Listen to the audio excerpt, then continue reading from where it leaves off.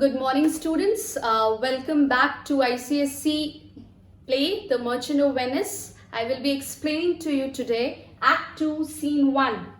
I have already uploaded Act 1, all the scenes. You can watch that and then you will be able to understand this scene in a better way. Okay, now coming to Act 2 Scene 1. This scene takes place in Belmont, a room in Portia's palace. This scene is continuation of Act 2 Scene 2 of the play, where we have come to know about what was going in Portia's mind regarding the lottery of casket. Although she was not very happy with this, as she said that, oh me, the word choose, I cannot choose the one whom I like and refuse a person whom I dislike. This was the mindset, and there we saw that all the 6 suitors who have come to participate in the lottery of casket refused, as they were not ready to abide by the terms and conditions which was led by Portia's father. But in this scene, we will see Prince of Morocco. He is ready to accept all the 3 rules which was put by Portia's father, and he was ready to participate in the lottery of casket. His coming in this scene is quite different, as he is a prince of Morocco. He has come from equatorial region, or you can say African countries. So you can make out in your own mind that if he belongs to a place where the sun rays directly falls overhead, his complexion will be dark. And at the time when the play was written, people usually discriminated between facial complexion. We will find Portia too doing this. Although she is hedged or limited by her father's will, she cannot speak her heart's desire. Later on, I will come back to this point, how she expresses her feeling. Okay, so Morocco, he just comes with his train. We use the word Morocco, Prince of Morocco with his train. He is having followers, attendants along with him. The moment he enters the stage, or the moment he meets Portia, he says, "Mislike me not for my complexion, the shadowed livery of the burnished sun, to whom I am a neighbor and near bred." He just says that do not dislike me for my complexion. Okay, it is only because of my dark color, is only because I belong to a place where the sun rays directly falls overhead. He says that I am a neighbor, I am very close to the sun, and I am brought up in that atmosphere, and because of that I am dark in complexion. Bring me the fairest creature northward born, where Phoebus' fire scare thaws the Icelus, and let us make incision for your love, to prove whose blood is reddest, his or mine. This fellow is a bit of arrogant. He is very much proud of his physical appearance, valor and capacity. He just says that bring me a man from the northern side, where there is no sun rays, which is full of ice throughout the year. Anyone from Antarctica or some place like that. He just says that bring him, and both of us will make incision. Okay, where Phoebus' fire rarely thaws the Icelus, means very rare. Phoebus here is referred to classical sun god, where the sun rays are very rare. Bring me a person from that place, and both of us will make incision in our body, and you can see whose blood is red, his or mine. Here he is talking about his own physical valor, strength, and there you will be able to prove whether his blood is red or mine. I tell thee, lady, this aspect of mine hath feared the valiant. He just says, because of my quality, this quality of mine, many powerful people have feared me, are afraid of me. But by my love I swear, the best regarded virgins of our clime have loved it too. He also says the beautiful virgins, maidens of his area is just liking him for that, loves him for that. I would not change this hue. Hue over here means his appearance, except to steal your thoughts, my gentle queen. He says that I am only ready to change myself. I'm ready to change my hue, appearance, only in order to win you, lady, because you are in my thoughts. I hope this is clear to you. Moving on to what reply did Portia gives. In terms of choice, I am not solely led by nice direction of a maiden's eyes. Besides, the lottery of my destiny bars me the right of voluntary choosing. Portia is very clear. She says, as regards to my choice, I am not individually responsible for it. I cannot talk according to my maiden's eyes. I cannot express myself because I am barred. I am hedged by the lottery of casket, which stops me, bars me. It is a barrier for me, stops me from the right of voluntary choosing. But if my father had not scanted me and hedged me by his wit, she says that my father has limited me, hedged me, has created an obstruction. If with his intelligence, wit means with his intelligence, to yield myself his wife who wins me, by that means I told you. She says, she's very clear, that I will be wife to only that man who will be able to pass the lottery of casket test, which was put by my father.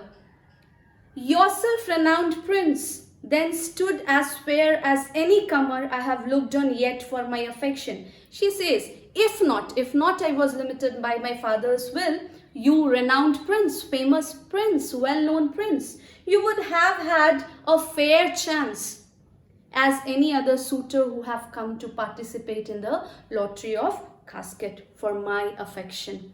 Here we will see Portia of a different kind. She is diplomatic in replying. She does not want to sound not good.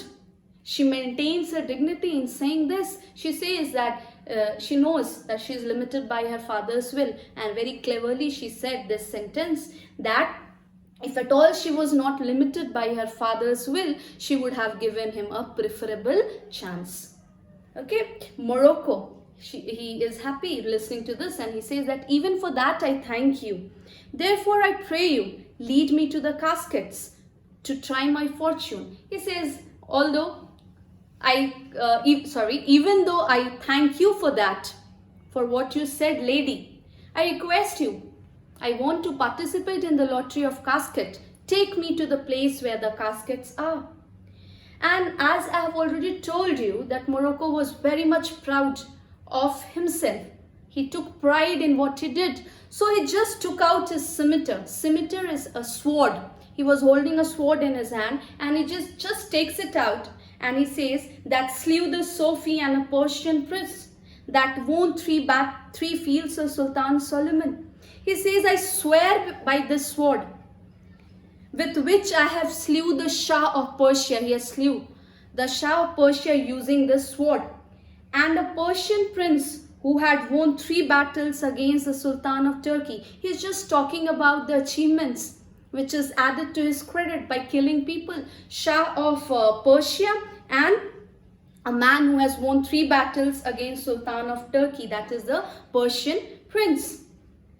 Further on he says, I would outstare the sternest eyes that look. He says that I would definitely look into the most ferocious eyes. He is ready to look into the most ferocious eyes. Outbrave the heart most daring on the earth. He is saying that I would challenge the bravest man on earth. He is ready to take up the challenge, fight with the person who consider himself to be the bravest on the earth. He also says, pluck the young sucking cubs from she-bear. Now see how much he is boastful. The word boastful you can use for him. He says that I am so fearless that I am ready to pluck a baby bear when the mother bear is feeding it. You can understand that any animal, when it is feeding its baby, she is the most protective one. In the similar way, if you are a small kid of 10, 15, 20, 25, 1 month, will your mother allow somebody else to snatch you from her? Not at all. In the similar way, these animals are also very protective regarding their children. They also don't allow So they will be very ferocious, angry at the time. Even the animal can kill the person who is trying to do this. But here Morocco is so boastful that he says that he is so powerful that he can pluck the young sucking cub from the mother bear. He can mock in the eyes of a lion when it is searching for its prey, when it's roaring for its prey. And all these things he's ready to do to win the lady, to win Portia. But stop for a while. He's saying, but alas the while. While he was saying all these things, he says, but stop for some time and listen. If Hercules and Lycus play at dice, which is the better man? Now, you all might be knowing about Hercules. Hercules is also called Alcides. Okay, same name for both. He is a Greek superhero. He was known for his power. And Lycus was his page, servant. Okay, if we are, he says that if it is luck and both Hercules and Lycus are sitting and playing a dice game, okay, who will win? It's there, the person who throws better will win the game. So he says that it completely depends on the fortune. He understands this and he says, which is the better man there at the game of dice, which will throw the better dice. So he says the greater throne may turn by fortune from the weaker hand, and he may lose the game.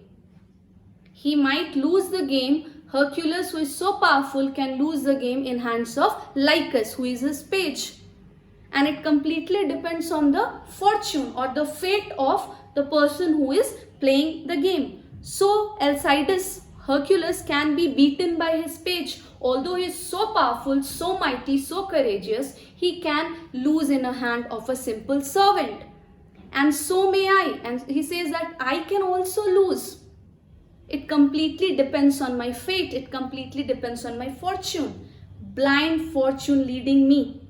And so if I have only blind chance to win, miss that which one unworthy may attain. And it's possible that a person who is not worthy of having Portia can win the lottery of casket and have her.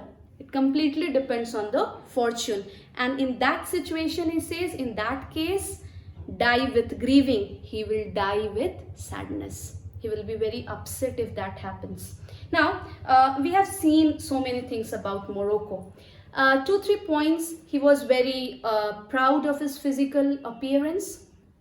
Secondly, he was boastful. Okay. And third, here you can say that repeatedly he was talking about his own pursuit, what he has attained. Okay, courage, valor, what he can do. And he was confident enough that he was in love with Portia and he was ready to change himself in order to win that lady. Okay, Portia says, you must take your chance and either not attempt to choose at all. Portia, as she has said to everyone, she says him also, you can try your luck. In fact, you should choose, attempt, or you can leave. You can not choose at all. Or swear before you choose. Now again she is putting the condition. She says that you will have to swear. You will have to take an oath. You will have to keep a promise before you make a choice. That if you choose wrong, if at all you fail in making the correct choice of the casket, never to speak to any lady afterward in way of marriage. You will never be talking to a lady in way of marriage. Like that means that he will have to remain a bachelor throughout his life. He cannot get married to anyone. Therefore, be advised. So she says that therefore, think carefully before you make the choice of the casket. Morocco, as we know that he was boastful and he was proud, and in this he has taken a promise, so he will never go astray. So he is going to participate in the lottery of casket. He says, nor will not. He says, no, I will not. Come, bring me unto my chance. He says, come, lead me to the place that is made for my choice. Take me where the casket is. Portia, first forward to the temple. After dinner, your hazard shall be made. She says that first let us go to the temple. Temple over here is referred to chapel or church. Okay, so don't get confused. Okay, so she says that first forward to the place, temple, and later on after your dinner you can make your choice, Portia. She says this. And finally what Morocco says, good fortune then to make me blessed or cursed among men. He says, may I have a good luck, may I have a good fortune. The choice will make me the most happy person or the most cursed man among all other men. This is a simple scene, Act 2, Scene 1, but here you have to make a lot of points in order to memorize the things, and then you will be able to answer the questions more nicely and score marks in your exams. I hope what I have explained to you is clear. If you have liked the explanation, please like and subscribe to my channel for more updates. Thank you.